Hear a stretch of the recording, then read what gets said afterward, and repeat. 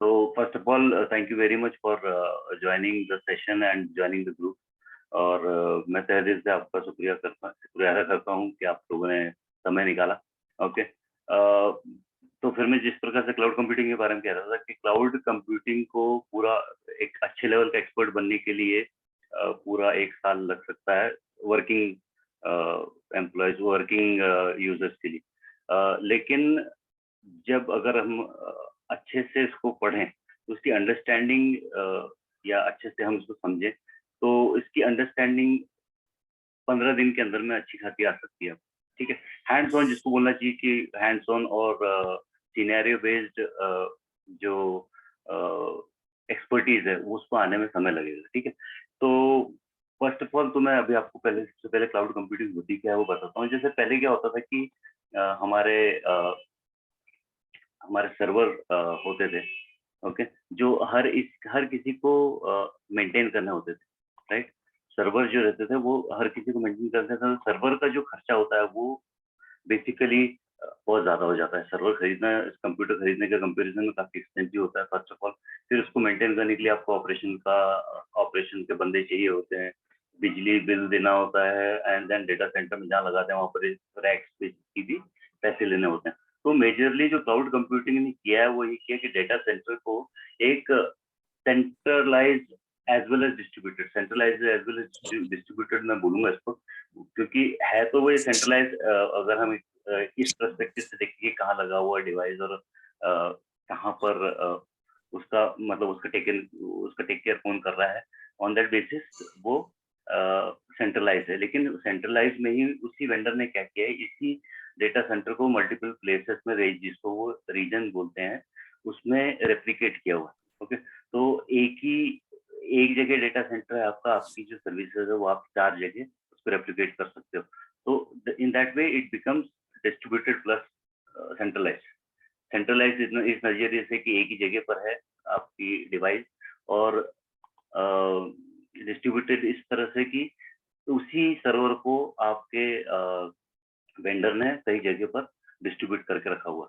Okay, तो कुछ इस तरह से है कि डेटा सेंटर से कुछ ज्यादा डिफरेंट नहीं है, डेटा सेंटर ही है, लेकिन इसकी ऑनरशिप, इसकी रिस्पॉन्सिबिलिटी किसी एक पर्टिकुलर वेंडर ने ले रखी, जिसको उसने एब्स्ट्रैक्ट करके रखा है। आपको उसके बारे में चिंता नहीं करनी कि कहाँ है, क्या है, किसको लगाना है, किसको काम करने के लिए लगाना है, ये सब आपको सोचने की जरूरत नहीं है।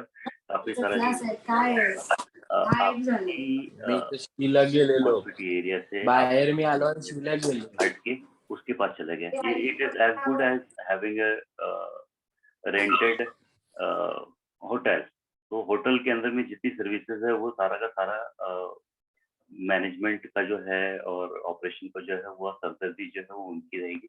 आपको इसके ऊपर में ज्यादा दिमाग नहीं खर्च करना है। आप अपने पर्टिकुलर बिजनेस मॉडल के अंदर में जो आप काम करते हो वही काम आप करो, है ना, अच्छे से करो विद फुल फोकस।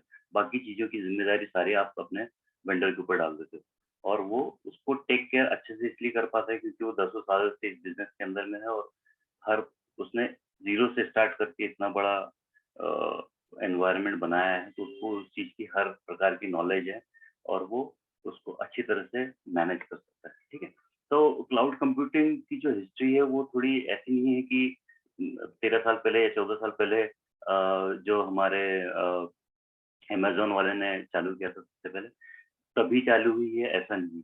ये बहुत पहले ये this idea got born in very like past, बहुत पहले इसका इजाद हो गया था, लेकिन वो सही समय नहीं था इसको इम्प्लीमेंट करने के लिए। ठीक है, तो कुछ इस तरह से चीजें हुई, और जब इसकी जरूरत पड़ने लगी इस 2000 सन के बाद के दशक में, तब ये भली भांति मतलब फूला फला अच्छी तरह से एक्सपैंड हो गया। Otherwise the idea was born very early in 1960s। तो दिस इज द गाय जिसने पहले क्लाउड कंप्यूटिंग के बारे में कुछ आइडियाज इम्प्लीमेंट करने के सुझाव दिए थे। आप आर्कोनेट में एक बड़ा आदमी जो इसके ऊपर जोसेफ कार्ल करके, तो इसने 1960s में ही इस तरह के आइडियाज को इम्प्लीमेंट करने के सजेशन दिए थे और व्हाइट पेपर्स वगैरह बनाए थे और बहुत सारी चीजें हुई थी। तो ये अपना कंप्यूटिंग का जनक है, जिसको हम क्लाउड कंप्यूटिंग के जनक के रूप में जानते हैं। फिर देखो एवोल्यूशन भी जिस तरह से हुआ क्लाउड कंप्यूटिंग का, तो सबसे पहले डिस्ट्रीब्यूटेड कंप्यूटिंग आई, फिर मेन फ्रेम कंप्यूटिंग आई, फिर क्लस्टर कंप्यूटिंग आई, फिर ग्रिड कंप्यूटिंग आई, फिर वर्चुअलाइजेशन। देखो वर्चुअलाइजेशन जो है ये मूल रूप से क्लाउड कंप्यूटिंग को इम्प्लीमेंट करने के लिए एक method, okay. So it is not cloud computing. Cloud computing जो है वो इसके ऊपर इम्प्लीमेंट होता है। कैसे होता है कि जो एक डिवाइस है, ये बाकी सारे जो हैं क्लाउड कंप्यूटिंग के जो कॉन्सेप्ट हैं, ये mostly it is inclined toward aggregation of various number of devices. काफी सारे डिवाइसेस को एक सूत्र में बांधने के ऊपर ज्यादा ये फोकस करते हैं। लेकिन वर्चुअलाइजेशन जो है एक डिवाइस को on the basis of its utilisation of resources divide करता है। जैसे एक आदमी, पहले क्या हुआ कि डिवाइस की पावर कम थी, तो उसको लाइक उसकी पावर को बढ़ाने के लिए हमने कई सारे डिवाइसेस को एग्रीगेट किया। लेकिन फिर जनरेशन बढ़ते बढ़ते ऐसा हुआ कि डिवाइसेस की पावर ही ज्यादा हुई, तो क्या उसकी पावर वेस्ट हो रही थी। अगर एक आदमी 100 लोगों का काम कर सकता है, लेकिन उसको हमने किसी को दे दिया है, उसके पास में काम ही इतना नहीं है, वो एक व्यक्ति से एक्चुअली एक व्यक्ति का ही काम करवा रहा था, तो बाकी 99 व्यक्ति की पावर जो थी उसकी अनयूटिलाइज थी। इन दैट सेंस वर्चुअलाइजेशन का इस्तेमाल करने लगे। सॉफ्टवेयर के थ्रू जो हार्डवेयर है आपका, उसकी रिसोर्सेज को मल्टीपल प्रोसेसेस में बांटना, क्या बोलना चाहिए कि मल्टीपल लोगों को देना, तो ये वर्चुअलाइजेशन हो गया। फिर वेब 2.0 आया, ये it was a to evolution of computing यहाँ से बिल्कुल बदली गई। वेब 2.0 बोलते हैं कि इंटरनेट का आना हुआ। इंटरनेट का जब आना हुआ तो हजारों या 10,000 के नंबर में जो डिवाइसेस थे वो लाखों से करोड़ों और करोड़ों से अरबों हो गए, ठीक है। तो ये शेयरिंग जो प्लेटफॉर्म है वो अपने आप में एक बहुत वाइड रूप ले लिया उसने। तो ये कुछ कॉन्सेप्ट थे जिनको जो धीरे धीरे बढ़ते गए, और इन्हीं के कुछ गुड्स, इन्हीं की अच्छाइयाँ लेकर क्लाउड कंप्यूटिंग का निर्माण हुआ। ओके, ये सारे टॉपिक मैंने इसी के अंदर में एक्सप्लेन किए हुए हैं, उसको हम और आगे देखते हैं, ठीक है। तो डिस्ट्रीब्यूटेड कंप्यूटिंग जो थी वो distributed system is a system whose components are located on different network computers which communicate and coordinate their action by passing message to one another. For any system, the component interact with one another in order to achieve a common goal. तो कैसा होता था कि पहले जो बहुत बड़े-बड़े PC होते थे, पीसी तो तब नाम भी नहीं दिया गया था, कंप्यूटर नाम दिया हुआ था। तो वो कंप्यूटर मल्टीपल कमरों में अलग-अलग जगह पर लगे हुए रहते थे, और वो आपस में सहयोग करके आपका कार्य करते थे। तो दैट वाज द थिंग। फिर आईबीएम वाले आए, उन्होंने मेन फ्रेम का इजाद किया। मेन फ्रेम में क्या कॉन्सेप्ट हो जाता है कि एक मशीन आपने कहाँ पर देखा होगा, जो डमी जो कॉल सेंटर में काम कर रहे होंगे, या कभी कॉल सेंटर के इर्द गिर्द या किसी ऐसे ट्रेनिंग सेंटर में गए होंगे जहाँ पर एक मॉनिटर और कीबोर्ड और माउस आपके सामने रखे रहते थे, और पता नहीं प्रोसेसिंग का होती, समथिंग लाइक दैट। या फिर किसी ने आपको बताया होगा कि एक कोने में एक मशीन रखी हुई है, उसके अंदर में सारे प्रोसेसर लगे हुए। तो वो मेन फर्म का दौर आया, वो बहुत ज्यादा चला, और वो आज भी IBM is a very successful company in that, जिसने 50 साल के आसपास, 50-60 साल सिर्फ मेन फ्रेम के ऊपर में ही काम कर करके अपनी जीविका और अपने बिजनेस मॉडल को ग्रो करते रहिए। तो इनका बेस्ट पार्ट था कि they were very good at the services. तो इनके पहले इम्प्लीमेंट हुए बड़ी बड़ी कंपनीज के अंदर में, बहुत बड़ी बड़ी कंपनी, ह्यूज कंपनी के अंदर में। तो इसमें क्या फॉर्मूला था कि सेंट्रलाइज तरीके का आपका कंप्यूटर लगा हुआ रहता था, और जो आपके output devices, input and output devices, वो पर क्लाइंट बेसिस पर आपके डेस्क पर रखे हुए रहते थे। तो इसके अपने फायदे ऐसे थे कि सिक्योरिटी ब्रीच नहीं कर सकता था इसके अंदर में, कोई मटेरियल, कोई डॉक्यूमेंट्स कॉपी करके नहीं ले जा सकता। तो सभी चीज एक जगह पर जमा हो जाएगी। यहाँ पर एक ही जगह से पहले वो लेगा, और बाद में एक ही जगह पर वो उसको सेव कर देगा। तो security is a highly efficient feature of this kind of computing, जिसको मेन फ्रेम कंप्यूटिंग कहते हैं. मेन फ्रेम बहुत बड़े बड़े इनके भी होते थे, वेरी कॉस्टली, वेरी एक्सपेंसिव. तो डेफिनेशन इस प्रकार है, main frame, the presence of the main frame option implies a centralized form of computing as opposed to a distributed form of computing. Centralizing the data in a single mainframe repository save customers from having to manage update to more than one copy of their business data, which increase the likelihood that the data is current. तो आज की भी तारीख में banking system के अंदर में जो है आपके मेन फ्रेम का ही इस्तेमाल होता है, और बड़े सॉफ्टवेयर जो प्रोवाइडर्स हैं, TCS, इन्फोसिस और भी जो दूसरे हैं, तो उनमें ये वाली पद्धति इस्तेमाल की जाती है. ठीक है. Third, clustering and grid. तो क्लस्टरिंग और ग्रिड में एक बहुत माइन्यूट से डिफरेंस. क्लस्टरिंग किसको बोलते हैं? Clustering computing is a collection of tightly or loosely connected computers that work together so that they can act as a single entity. The connected computer execute operations all together, thus creating the idea of single system. तो clustering में जो सारे PC, सारे computer जो हैं वो एक साथ ऐसे काम करते हैं कि हमें लगता है कि वो एक ही कंप्यूटर है. Grid computing offer a way to solve grand challenge problems such as protein coding or finance modeling and earthquake simulation. तो ये वाले जो जब ग्रीडिंग का एक आया तो एक समय की बात है. ये बिटकॉइन के अंदर में भी ग्रीडिंग का इस्तेमाल होता है अभी आज के रिसेंट जनरेशन के अंदर में. पहले जो कोई इन्होंने एक नासा में कोई विमान भेजा था, वो अभी भी शायद चल रहा है, प्लूटो के आसपास है, तो वहां से डेटा इतने प्रचुर मात्रा में इतना ज्यादा डेटा वापस आ जाता था उस डिवाइस से कि वो it was not possible to handle all those data and to do analysis on as per basis. तो फिर क्या किया कि इंडिविजुअल पीसीस को एक तरह से एक ग्रुप के अंदर फॉर्म किया और फिर सभी को जो फ्री सीपीयू पावर है वो उसका इस्तेमाल करने के लिए उसका प्रयोग किया गया यूजिंग द सॉफ्टवेयर. तो कोई सा ऐसा एक पैच सबके पास चला गया, आप you are interested to share your CPU power with the company, NASA के साथ में अगर आप उसको शेयर करना चाहते हो अपनी सीपीयू पावर और आप थोड़ा पैसा उससे कमाना चाहते हो, तो आप वो सॉफ्टवेयर को अपलोड करो और उसको रन कर दो. तो आपका जो unnecessary or not used CPU power है वो that will be used for all this very complex kind of processing. और उसके बाद में क्या होगा कि you will be getting money for that and this guy will be getting power from this.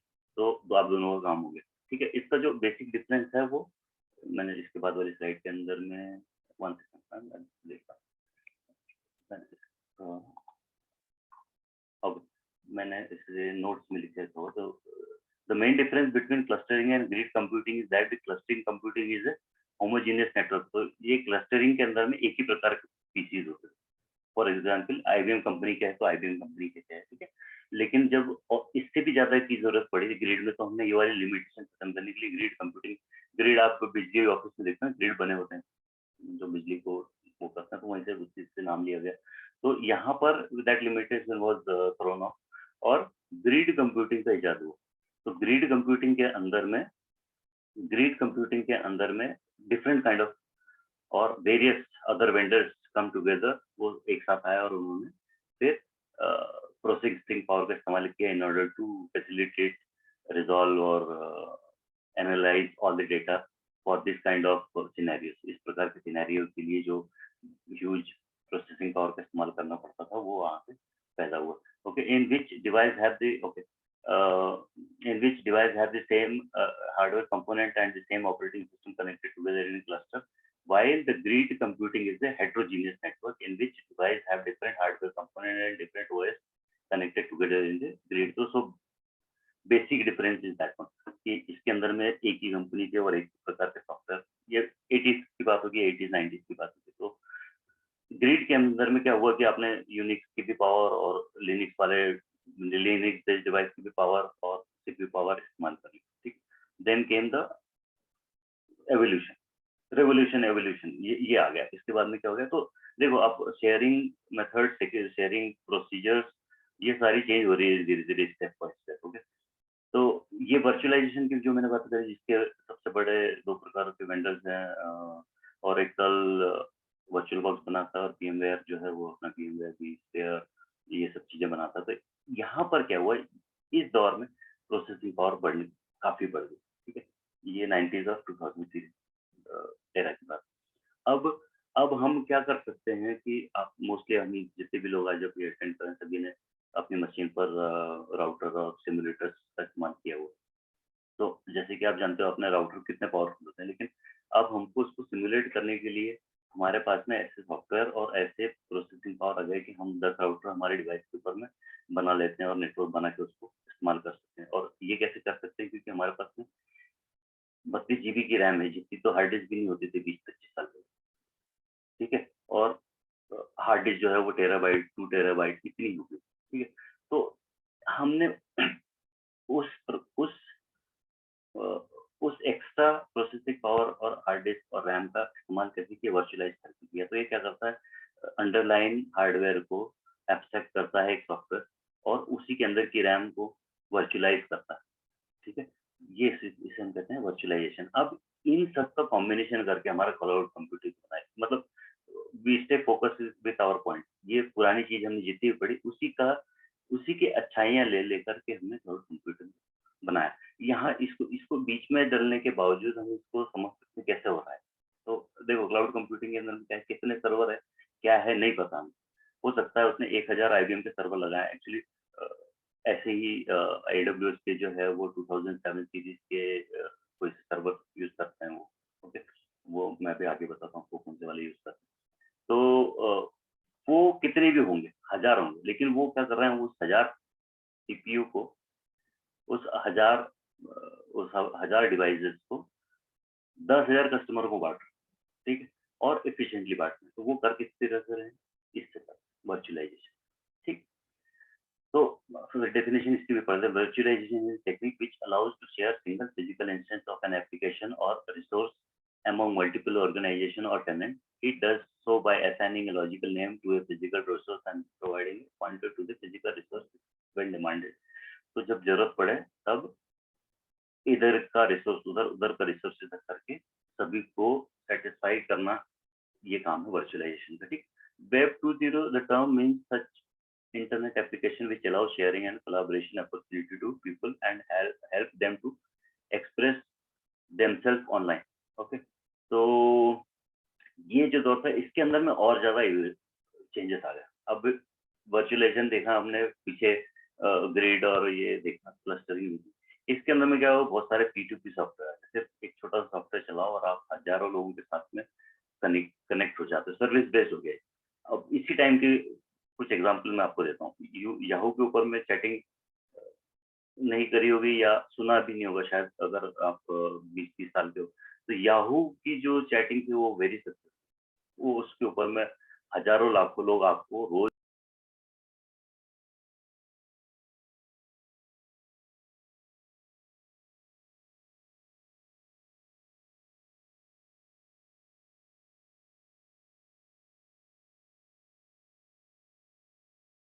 Hello, आवाज आ रही है? डिस्कनेक्ट हो गया, सॉरी। तो याहू के बारे में बता रहा था। तो याहू याहू का जो सॉफ्टवेयर था उसके थ्रू आपकी काफी लोग उसको शेयर कर पा रहे थे, शेयर करने लगे, ओके। फिर तो ये था आपका 2.0 या इंटरनेट एरा, ओके।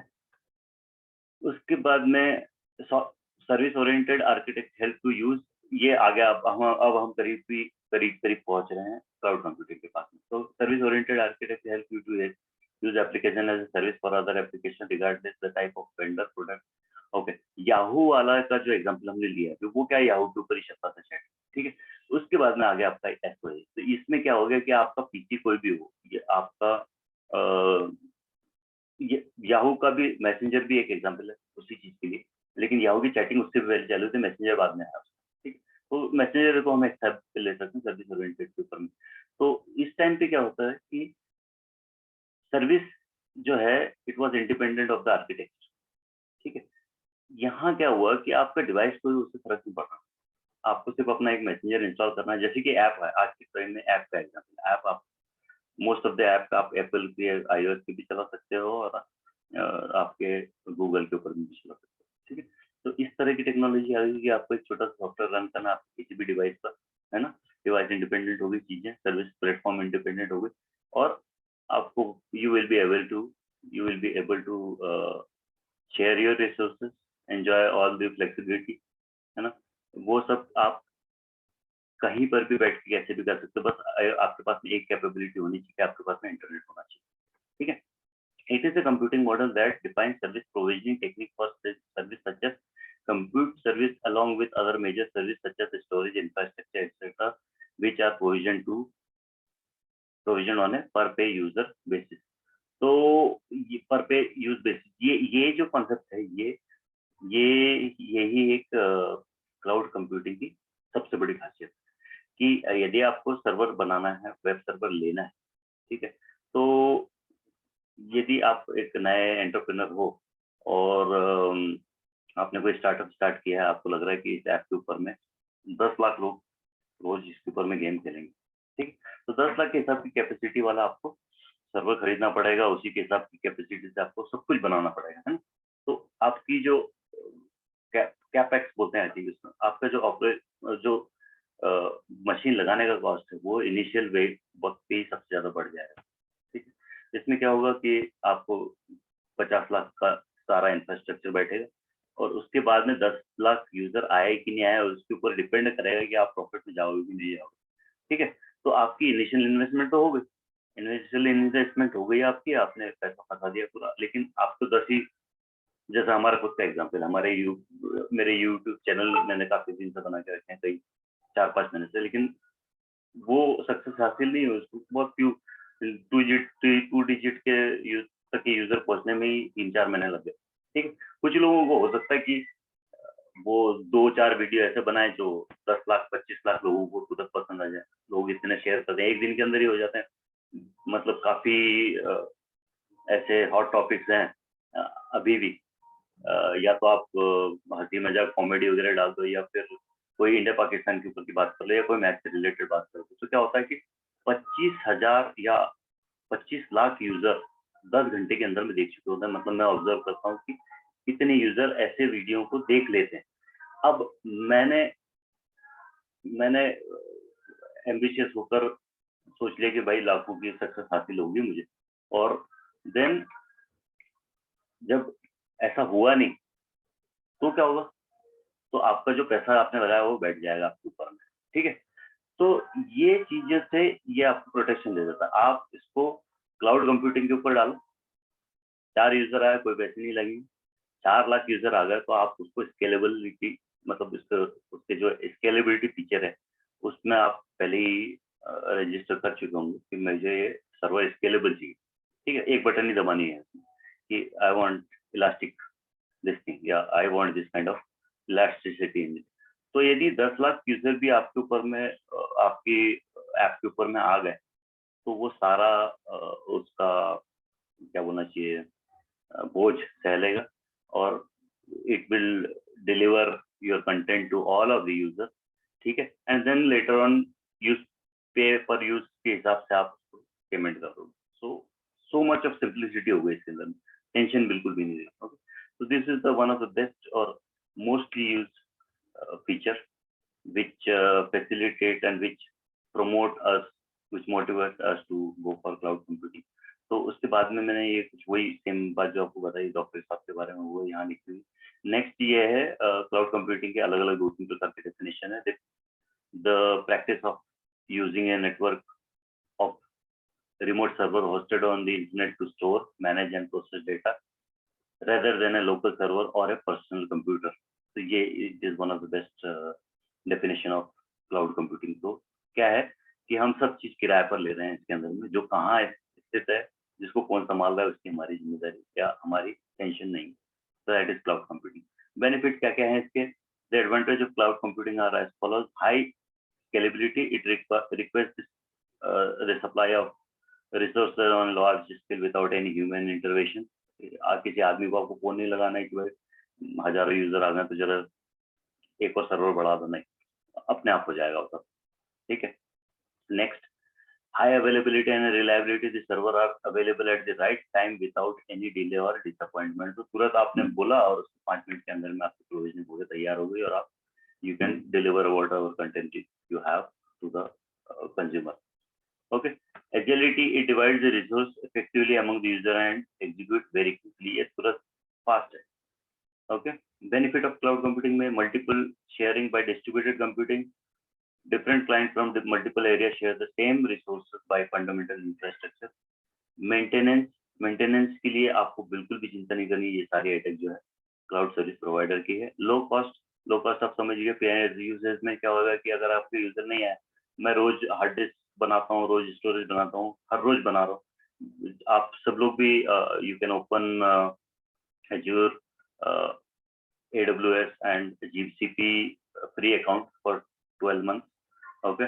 तो वो फुल आप फ्री अकाउंट नहीं भी था आपका सब कुछ करें तो भी क्या होगा कि यदि आपने किसी को सर्विसेज प्रोवाइड करी नहीं और आपने एक सर्वर ले लिया तो उसमें भी काफी सारे डिफरेंसेस है, काफी सारे वेराइटीज हैं.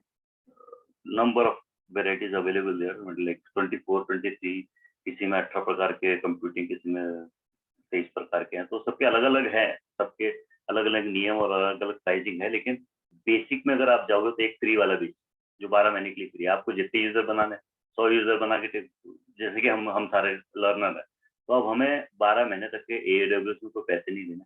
ठीक है. मैं फ्री टियर वाला किसी भी 5 सर्वर बना सकता हूँ, कई सारी हार्ड डिस्क के फॉर्मेट में, कई सारी स्टोरेज में मीडिया में बना सकता हूँ फ्री टियर वाली, है ना. कई सारे VPC बना सकता हूँ. एक VPC डिफॉल्ट वाला ही, वो वाला VPC यूज कर सकता हूँ. ठीक. ये सारी चीजें हमें फ्री में मिल गई. यही चीज अगर 10 साल पहले की बात कर लेते हैं हम कि CCI वगैरह की जो लैब बनानी पड़ती थी तो उस टाइम के 1.5-2 लाख रुपए लग जाते थे घर पर लैब बनाने के लिए. अब यही सारी चीज आप अपने एक PC पर वर्चुअलाइजेशन का इस्तेमाल करके बना डालते हैं. तो इस तरह से इसके बेनिफिट है. ऑन डिमांड सेल्फ सर्विसेज, ये एक अनदर बेनिफिट है इसका. और ओके, ये स्लाइड है आपकी क्लाउड को समझने की. क्लाउड के अंदर में SaaS और IaaS 3 प्रकार के क्लाउड हो गए. ठीक है. और ये है आपका traditional method of using data centre. ठीक है. ये this is a very good example and very easy to remember, very easy to understand. ये तीनों चीजें के लिए बहुत अच्छा है. इसलिए ये किसी एक बड़े डॉक्टर ने इसको प्रमोट किया था, बताया था किसी कॉन्फ्रेंस में, तब से सक्सेसफुल हो गया. तो जब हमारे पास में हमको खुद को पिज्जा घर पे बनाना, तो ये सारी चीज की रिस्पॉन्सिबिलिटी हमारी होगी. चीज हम लाएंगे, टॉपिंग हम लाएंगे, टमाटो सॉस लाएंगे, fire, oven, electricity, soda, dining table, ये सारी ही हमारी. ठीक है. खर्चा कितना हो गया पिज्जा के. तो नेक्स्ट आता है आपका IaaS, infrastructure as a service. Infrastructure में इंफ्रास्ट्रक्चर की जो आपकी जो रिस्पॉन्सिबिलिटी होती है वो आपकी बिलो द इंफ्रास्ट्रक्चर लेयर की रिस्पॉन्सिबिलिटी जो होती है वो उसकी होती है, क्या बोलना चाहिए, वेंडर की. ठीक है. तो ग्रीन में जो है वो वेंडर है. एंड आपको क्या क्या ख्याल रखना है, तो आपको है ना इंफ्रास्ट्रक्चर के अंदर में आप अपने प्रोग्राम, डाइनिंग टेबल आपका होगा, सोडा आपके होगा, इलेक्ट्रिक गैस आपके होगी, ऑन और फायर आपको होगा. बाकी सारी चीजें की रिस्पॉन्सिबिलिटी किसने लेंगी, वेंडर ने लेंगी. ठीक है. टॉपिंग की और इस चीज की. तो रेडीमेड पिज्जा जो आप मॉल से खरीद के ले आते हो या कहाँ से, वही शॉपिंग मॉल से खरीद के लेके आते हो, तो बाकी इसको क्या करना, ओवन में डालना है आपको या गैस पे डालना, और फिर इतनी चीज की रिस्पॉन्सिबिलिटी आपको हो जाती है. SaaS platform as a service के अंदर में ये रिस्पॉन्सिबिलिटी, इंफ्रास्ट्रक्चर की रिस्पॉन्सिबिलिटी क्या होती है, आपके वेंडर की हो जाती है. और आपको सोडा और डाइनिंग टेबल की रिस्पॉन्सिबिलिटी आपको होगी.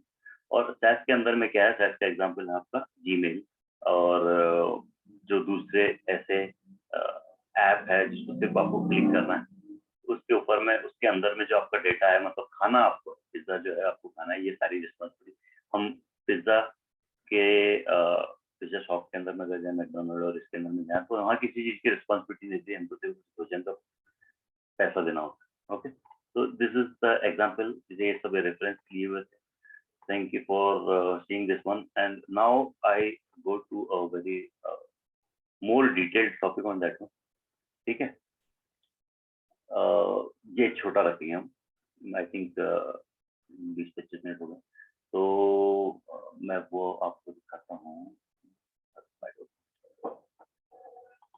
नाउ हम क्या करने वाले हैं, हम क्या पढ़ने वाले हैं और हम क्या समझने वाले हैं वो मैं आपको बताता हूँ, ठीक है।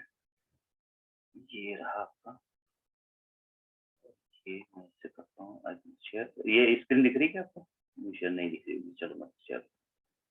Alright, so this is what I have prepared and I have created and I have totally मैंने ट्राई किया है कि मैं इसको पूरी शिद्दत के साथ में इसको एक अच्छा वर्कबुक या अच्छा जो हम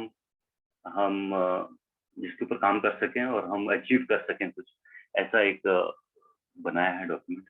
और ये इसमें एक्सप्लेनेशन पार्ट को छोड़ दें तो पूरा वर्कबुक है बाकी का, तो वो हम करेंगे 7 दिन, 15 दिन, 1 महीने, जो हमारी कैपेबिलिटी होगी, जितने लोग भी इसको करना चाहते हैं उसके हिसाब से।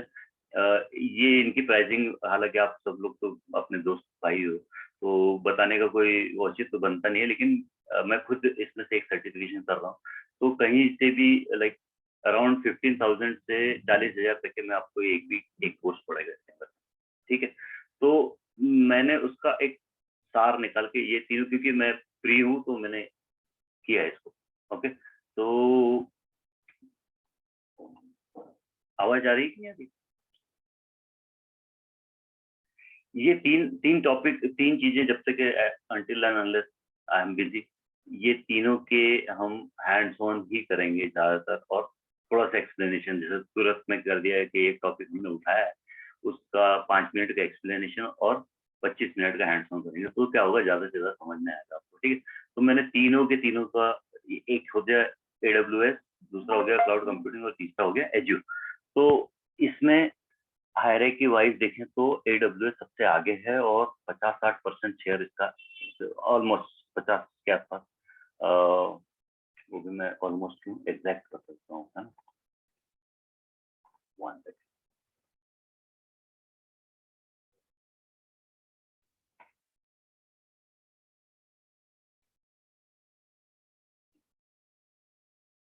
जस्ट मोड़ा गूगल के अंदर। ओके, जब तक वो आता है तब तक देखते हैं, थोड़ा इंटरनेट स्लो है मेरे पास। हाँ, मिल गया। आप भी कर सकते हो, गूगल की क्या है इसका क्वेश्चन, मार्केट शेयर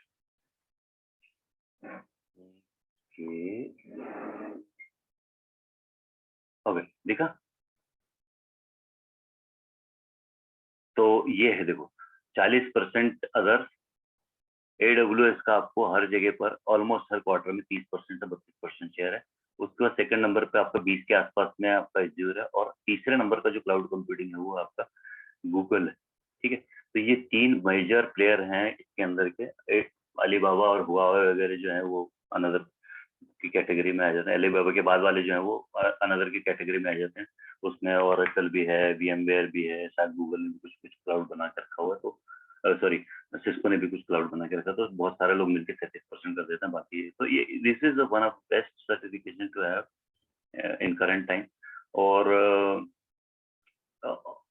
और लाइक या दैट्स इट, यही बात है। तो इन तीनों को हमने इसके अंदर में दिया हुआ है, और इसके अंदर में जब आप देखोगे तो ये कि कंपैरिजन की स्लाइड है, तो कभी डिटेल में इनको देखेंगे हम, इसमें की जो जो माइन्यूट चीजें वो मैं बाद में दिखाता हूँ, अभी दिखाता हूँ। लाइक ये यहाँ से सर्विसेज चालू हुई, देखो इसमें ऐप मॉडर्नाइजेशन, ये हमारे काम की नहीं है, ठीक है।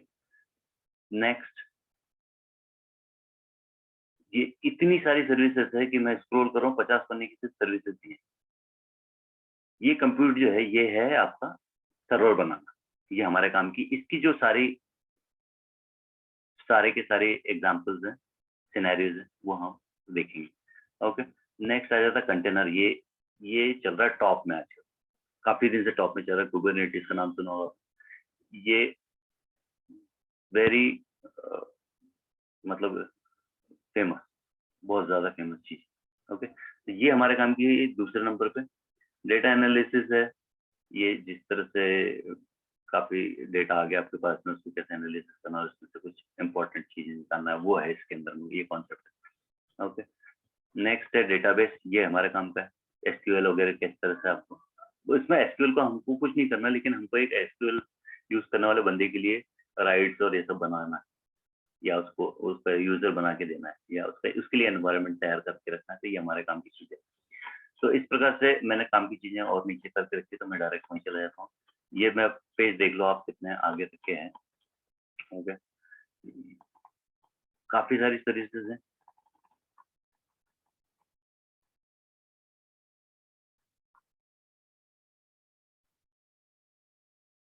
ओके, ये मैंने फिर वापस इनकी सर्विसेज, ओके, मैं उसके वहां जाने के पहले आपको ये चीज ये बता दूं। देखो गूगल के अंदर में क्या है, compute, storage, big data, service. तो ये हमारे पूरे काम का, ये हमारे पूरे, ये हम करेंगे। ओके, इसी प्रकार से ये तीनों एक ही बिजनेस में है, एक ही प्रकार की चीजें बनाते हैं, बस थोड़ा बहुत वेरिएंट है सबके अंदर, थोड़ा बहुत डिफरेंट, वो भी हम समझेंगे इसके अंदर। तो AWS में आ जाते हैं, तो AWS के अंदर में आपको सेम चीज आ गई, क्लाउड, इसके अंदर कंप्यूटिंग, डेटाबेस।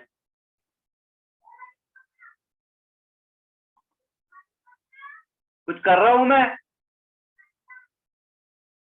वीडियो चल रहा है मेरा।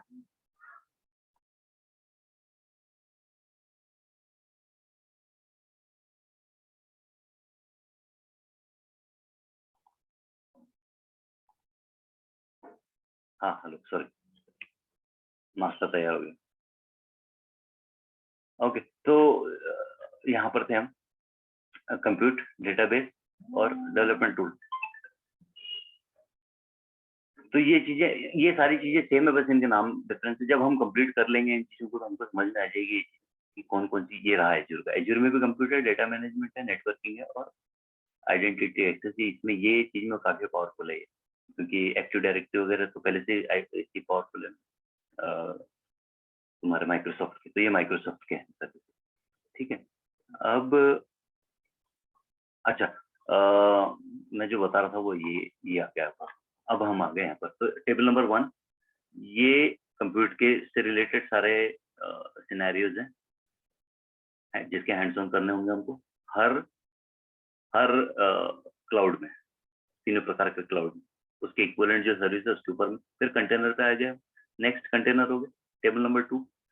तीसरा हो गया आपका डेटा एनालिसिस के कुछ कॉन्सेप्ट। ओके, तो ये वाले जो चीजें हैं ये हम करके देखेंगे सारे के साथ। ओके, नेक्स्ट आ गया आपका डेटा एनालिसिस के बाद में आ गया आपका टेबल नंबर 4, डेटाबेस। इसमें हमको डेटाबेस में हमें कुछ नहीं करना, हमें एनवायरनमेंट प्रोवाइड कर के देना। हमें बेसिकली हम सिस्टम एडमिन का काम सीख रहे हैं इसके अंदर। ये चीज बेसिकली एक क्लरिकल काइंड ऑफ जॉब है। जो नेटवर्क वाले जो है वो जो जितने जितने स्ट्रेस्ड और फोकस्ड वे में काम करते हैं, वैसे नहीं करना है इसके अंदर। इसके अंदर में काम क्या है, आपको एक स्किल सेट तैयार करना है कि आप, क्योंकि सारी चीजें will be done using a click. अब क्या होगा कि आपको सेटिस्फेक्शन भी नहीं आएगा इसके अंदर में। जब आपको समझ में आने लग जाएगी चीज, जब आप खत्म होने लगोगे, समझ के सीख के कर चुके होंगे, तो आपको सेटिस्फेक्शन इसलिए नहीं आएगा क्योंकि आपको ऐसा लगेगा कि भाई अब हमने किया क्या, हमने तो क्लिक ही किया है कुछ।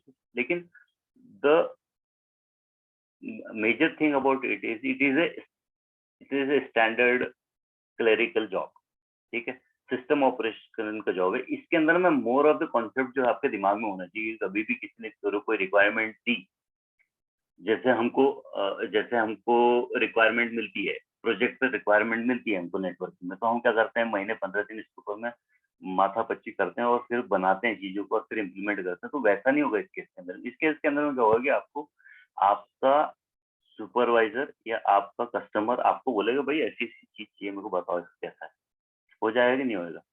उस वक्त थोड़ा नेटवर्क टाइप का ही आपको माहौल रहेगा। लेकिन क्या होगा कि आपको करना फिर कुछ नहीं। यदि आपके दिमाग में है कि भाई 5 यूजर को भाई मैं कोई डेटाबेस चलाएंगे, एसक्यूएल चलाएंगे और उसको करना है, कैसे करना पता, यदि वो दिमाग में होगा तो आप फटाफट फटाफट उसको क्लिक 5-10 क्लिक के अंदर में कर दोगे। तो क्या होगा कि जब आप सीख रहे होंगे तो आपको लगेगा कि यार मैंने तो कुछ सीखा ही नहीं है, मैं महीने भर से पढ़ रहा हूँ लेकिन मुझे तो कुछ समझ नहीं आ रही कि वो क्या रहा। हालांकि होगा यूं ही कि एक्सरसाइज जब आप करोगे, और एक्सरसाइज के आपको जनरली क्या बोलना चाहिए, सिनेरियोज प्रेजेंटेबल फॉर्मेट में नहीं मिलते हैं, तब आपको फ्रस्ट्रेशन आता है आपके अंदर में कि भाई अरे यार कुछ भी नहीं, कुछ मिल नहीं रहा है। हमारे एक दो मित्र भी मेरे साथ मुझे पता है, वो भी अभी ज्वाइन किए राइट नाउ, तो वो हमको भी ऐसा लगेगा। लेकिन once you are done with it और फिर आप मोर एक्सप्लोर जब करोगे चीज़ों को, तो क्या होगा कि पता चलेगा कि हाँ, हाँ भाई अब मुझे रिक्वायरमेंट समझ में आने लगी है और अब मैं इसको कर सकता हूँ। ठीक है? तो ये बात है कि इसके अंदर में सिस्टम एडमिनिस्ट्रेशन का काम, तो कभी भी इसको नेटवर्क पर्सपेक्टिव में अगर लोगे तो मजा भी नहीं आएगा और शायद सीख भी नहीं पाएंगे, ऐसा भी हो सकता है। ठीक है, तो ये मैंने इसको इसलिए वेल फॉर्मेटेड फॉर्म में इसको लेके आया। और जैसे ये डेटाबेस की एक एक चीज जब आप करोगे, इसमें 5 क्लिक करनी है, इसमें 3 क्लिक करनी है, इसमें 2 क्लिक करनी है, बस दैट्स इट। लेकिन इसका आउटपुट जो निकलेगा वो दैट इज योर जॉब, वो उसके ऊपर काम कोई और करे, लेकिन वो आपको प्रिपेयर करके देना है एनवायरमेंट। तो उसका सेटिस्फैक्शन, क्योंकि ये क्लरिकल जॉब ऐसी है कि इसके अंदर में डिमांड ज्यादा है, करने वाले लोग कम है, तो इसमें पैसे मिलेंगे आपको रहा हुआ है। लेकिन आप चूंकि हार्डकोर नेटवर्किंग से आ रहे हो, 10-10, 15-15 दिन, 12-12 घंटे क्या है सोचते समझते और उसको मतलब उसके पीछे माथा पीछे करते हो, तो आपको थोड़ा ऐसा भी लगेगा कि कुछ भी नहीं किया हमने जीवन के अंदर। तो ऐसा कुछ नहीं है, इसके अंदर में भी चीजें फिर जब आप एक्सपर्ट बनने लगोगे ना धीरे धीरे, 6 महीने साल, क्योंकि मैं भी उस स्थिति में नहीं होगी, लेकिन मैं जब सिनेरियोज वगैरह देखता हूँ, इंटरनेट पे सर्च करता हूँ, तब मुझे लगता है कि नहीं यार चीजें तो है करने के लिए। भला ही हमने जो शेड्यूल्ड ट्रेनिंग ली है उसके अंदर में उन्होंने 4-5 चीज बताई है, उसका मतलब नहीं कि 4-5 चीजें खत्म हो गई चीजें। उसको आपको किस तरह से फैसिलिटेट करना है दूसरे के लिए, वो सीखना और उसको प्रैक्टिस करना है, तो उसके बाद में आपको एक चीज लगेगी कि हाँ, और you will B you know you will B rewarded for this skill. सबसे बड़ी बात ये है कि आपको उसका फायदा हो, जब आपको आ जाएगी तो आपको इसका फायदा होगा, दैट्स इट। उसमें कितना करना पड़ रहा है, क्या करना पड़ रहा है, उसके ऊपर ज्यादा मत करने से कोई फायदा नहीं होगा। फिर ये जो टेबल है, ये वाला डेवलपर टूल वाला टेबल है, ठीक है, इसके अंदर में कौन से ये से अब ये एज्योर टूल किट है, इसके अंदर कौन से टूल किट को डाउनलोड करना है, एज्योर से एसपीडी में कैसे चलाना है, 2 काम हुए। ऐसा तो यदि कोई आपको बताए, जैसा मैं बता रहा हूँ और आप देख रहे हो, तो आपको ऐसा लगेगा यार कुछ भी तो नहीं, लेकिन उसको जब करोगे तो इसकी प्रॉब्लम में आएगी और फिर उसके बाद में वो आपके दिमाग में बैठेगा, तब आपको then you will be an expert of. ठीक। तो ये एंटरप्राइज मार्केट प्लेस है, इसके अंदर में ये मार्केट प्लेस जो है ये क्या है, यहाँ से आप ऐप खरीदते हो। अजूर का मार्केट प्लेस, एडब्ल्यूएस का मार्केट प्लेस, जैसे फोर्टिगेट का फायरवॉल आपको इम्प्लीमेंट करना, तो यहाँ एडब्ल्यूएस के मार्केट प्लेस में जाके आप फायरवॉल इम्प्लीमेंट करो। एसडीएन का करना है तो वर्चुअल VMware का भी एक पैकेज है इसके अंदर, तो एसडीएन पूरा का पूरा चला सकता है, लेकिन आपको यू हैव टू पे फॉर, ओके, इस जगह से खरीदनी पड़ेगी आपको। तो ये कैसे चलाते हैं वो भी चलाना चाहिए। तो majorly it is A system admin job. ठीक है, नेक्स्ट इज वैसे ये मैनेजमेंट टूल हो गए, माइग्रेशन कैसे करते हैं, और ये है हमारे हमारे तरह का माइग्रेशन हम करते हैं, जिस तरह हमारे डिवाइसेस का उस तरह से क्लाउड माइग्रेशन जो है कि आपका डेटा सेंटर खुद का है, अब आप खुद नहीं चलाना चाहते उसको, एडब्ल्यूएस लेके आना, कैसे लेके आना, उसकी पूरी पद्धति देनी है, पूरा फॉर्मेट देना है, उसको पूरा फिर शेड्यूल करके इम्प्लीमेंट करना है, ये सब चीज इसके अंदर में माइग्रेशन, इसलिए तो इतना बड़ा है। और नेटवर्किंग ही इसके अंदर का कॉन्सेप्ट ऐसा है जो सबसे ज्यादा हमें परेशान करे, क्योंकि हमें समझ में बिल्कुल नहीं आता है, ये काफी समय तक समझ में नहीं आता, क्योंकि इसके अंदर में जो इसकी मॉरल है कि क्लाइंट कनेक्ट कैसे होगा, वो कहीं पर वेल डिफाइंड या अच्छी तरह से बताया गया नहीं, या कोई सिस्टम एडमिन तरफ का आदमी इसको समझा पाता नहीं कि भाई ठीक है, सब बात अब आप जो बोल रहे हो सब समझ में आ गई मेरे को बीपीसी, लेकिन हाउ, तो वो हाउ को इसको समझने के बाद में ये सब चीजें सीडीएन सभी जानती हैं, सीडीएन क्या होता है। तो जो चीज सर्वर वहां पर डिप्लॉय होती है, वो सब चीज तो समझ में आ जाती है नेटवर्क इंजीनियर को, और नेटवर्क इंजीनियर को ये भी लगेगा कि भाई हमारे तो डिवाइस ही गायब कर देते कहाँ, लेकिन हमारे जो डिवाइस गायब हुए हैं वो कहीं ना कहीं क्लाउड के ऊपर में लगे, उन्हीं को लगाने का ये काम है। और नेटवर्किंग बहुत बड़ा टॉपिक है, दर्शन भाई ने भी कल पूछा था कि नेटवर्किंग का क्या है, आज शायद हुआ है नहीं, तो जबकि नेटवर्किंग का दिखता कुछ भी नहीं है इसके अंदर, और समझ में भी कुछ नहीं आता है यदि आप नॉर्मल ट्रेनिंग में जाके समझने की कोशिश करोगे, लेकिन जब आप इसमें डीप में उतरोगे और जब आप इसके अंदर के मार्केट प्लेस में जाओगे और चेक करोगे, तब आपको पता चलेगा कि there are hell lot of things which can be implemented and deployed in cloud. और बहुत, इससे सबसे बड़ा एग्जांपल मैं आपको भी दे देता हूँ, MEC करके जो कॉन्सेप्ट है,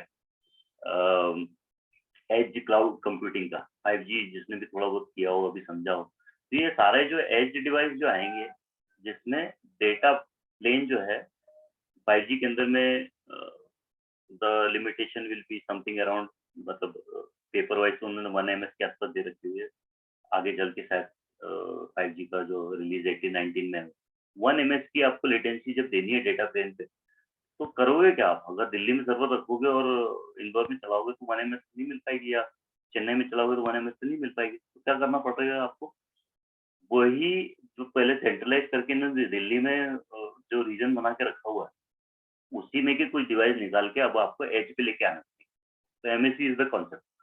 एज पे आपका डेटा प्लेन ही आप एज के पास में ला दे रहे हो, तो मेरा यूजर अगर चेन्नई में है तो मेरे को एक डिवाइस वहां लगानी पड़ेगी जो डेटा को सर्व कर सके वहीं के वहीं, राइट?